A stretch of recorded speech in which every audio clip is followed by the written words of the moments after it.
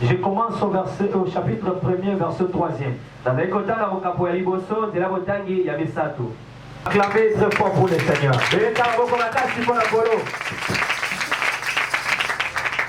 Alors, nous sommes en train de prêcher sur le Saint-Esprit. Mais nous sommes en train de chiter déjà. Alors, mais notre thème principal c'était Christ et le mystère de Dieu révélé. C'était ça le thème principal.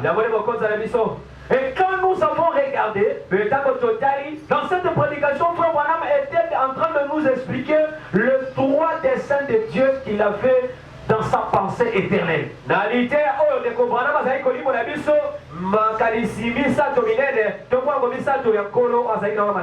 Et parmi ces trois desseins, le premier c'était que Dieu avait dans sa pensée éternelle le dessein de se manifester lui-même aux hommes. Il voulait se manifester, il voulait que les hommes le voient, il voulait toucher l'homme, il voulait manger avec l'homme, il voulait marcher avec l'homme, il voulait rire avec l'homme. Mais cela n'était pas possible. Cela ne pouvait être possible qu'en venant comme un homme sur la terre. C'est pourquoi il a fait un corps, il a formé un corps qu'on appelle Jésus. Et lui-même Dieu est venu habiter dans ces corps. C'est alors que Dieu était parmi les hommes. C'est pourquoi quand la Bible dit que cet enfant qui sera né, on l'appellera Emmanuel. Emmanuel veut dire Dieu parmi les hommes. Ça dit que Dieu était en Christ vivre avec les hommes. C'était ça son premier dessein. Et il voulait cela. Il voulait manger avec nous. Et il avait accompli. Le deuxième dessein, c'était que comme il était en Christ, il voulait aussi appeler, racheter son épouse pour que lui vienne habiter maintenant dans son épouse, afin de continuer les œuvres qu'il faisait au travers Christ. Amen. Amen. Est-ce que vous êtes là? Non, il voulait faire cela. Il continuait à se manifester au travers de nous. Et il devait le faire comment? Par les Saint-Esprit. C'est pourquoi Jésus avait dit il est avantageux pour vous que je m'en aille. Si je ne m'en vais pas, le Saint-Esprit ne viendra pas. C'est pourquoi nous avons prêché sur qu'est-ce que le Saint-Esprit. Pourquoi le Saint-Esprit a-t-il été donné? C'est pour expliquer le deuxième dessein de Dieu. Dieu devait habiter maintenant dans l'homme, prendre la prééminence dans ton corps, pour que lui-même puisse s'exprimer dans ta vie. Que toi tu sois écarté, que Christ commence à vivre sa vie en toi. Alléluia. Que tu parles aussi comme Paul avait parlé. Si je vis, ce n'est plus moi qui vis, mais c'est Christ qui vit en moi. Toi tu t'écartes. Le Saint-Esprit commence maintenant à vivre sa vie en toi. Au lieu de parler, c'est le Saint-Esprit qui parle à ta place. Amen. C'est ça, c'était le deuxième dessein de Dieu. C'est ça qui nous a mené de prêcher sur le Saint-Esprit. Le troisième dessein de Dieu, Dieu voulait maintenant nous ramener en Éden. Après le baptême du Saint-Esprit, remettre l'autorité qu'avait l'homme l'homme, remettre le pouvoir qu'avait l'homme au jardin d'Éden, remettre Adam dans sa position. Amen. Il sait que l'homme était au commencement. C'est ce qui devait maintenant être aujourd'hui. Le péché lui avait séparé de Dieu. Et Jésus est venu pour mourir, pour payer le prix. Enfin de remettre l'homme là-bas. Amen. C'est là-bas que les choses étaient détruites. Maman dit que c'est là-bas qu'il va les retourner. C'est là-bas que nous allons parler aujourd'hui. Et nous allons ajouter une autre position. C'est pourquoi je mélange cela avec le baptême du Saint-Esprit. C'est ça en fait la synthèse de ce que nous sommes en train d'enseigner. Amen. C'est ça la synthèse. Donc si vous comprenez ça, vous avez compris ma leçon. Au paragraphe 172 de la prédication, Christ est le mystère de Dieu révélé. Il dit maintenant remarquez encore maintenant. Quel est son triple dessein? C'est manifester lui-même en Jésus-Christ, venir dans le corps par Jésus-Christ, avoir la prééminence pour restaurer l'Éden, avoir la prééminence dans nos corps. Ça c'est le deuxième dessein. Pourquoi? Pour nous ramener maintenant en Éden. Amen. Pour nous ramener en Éden, ramener ce qui est perdu.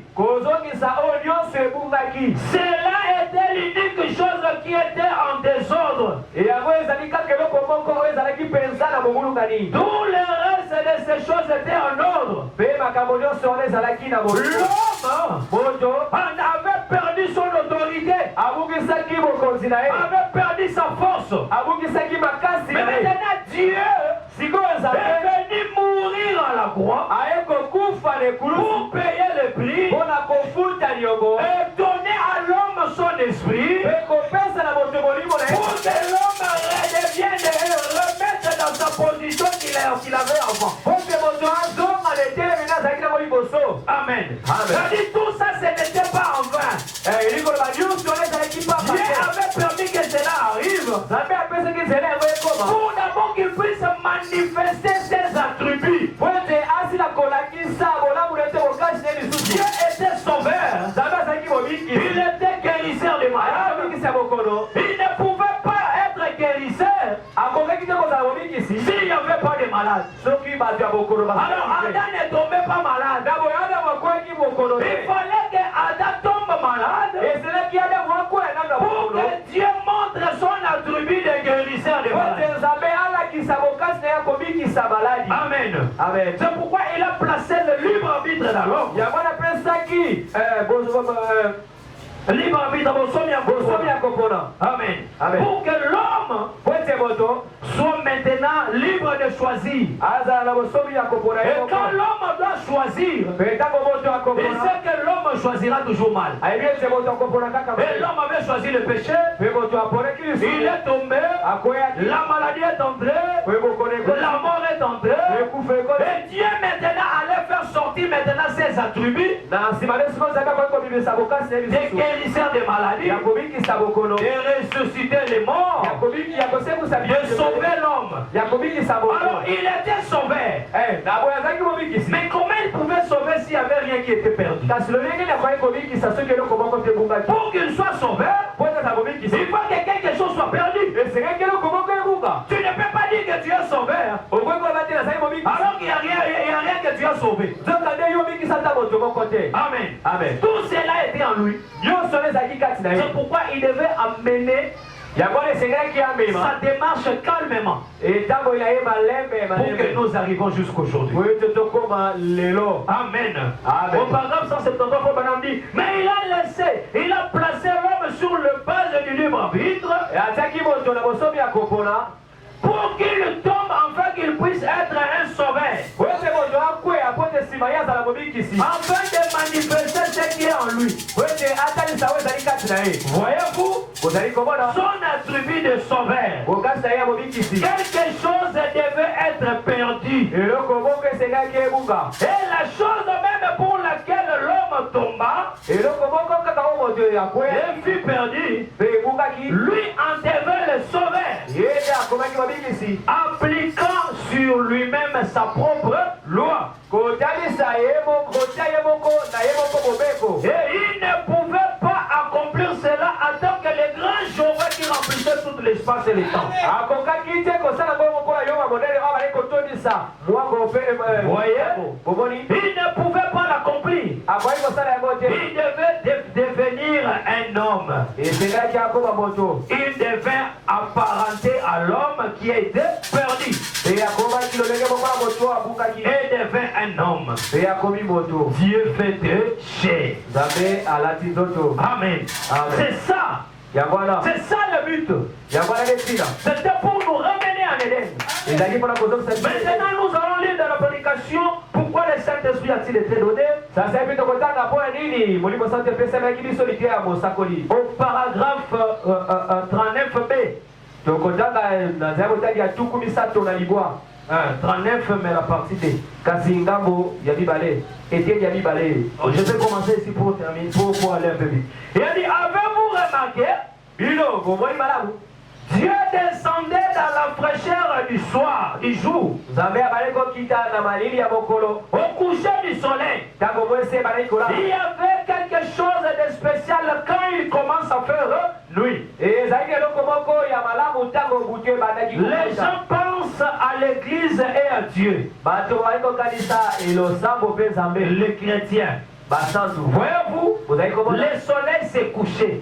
Vous prenez conscience de ce que votre soleil se couche. Il y a quelque chose de très important quand le soleil se couche.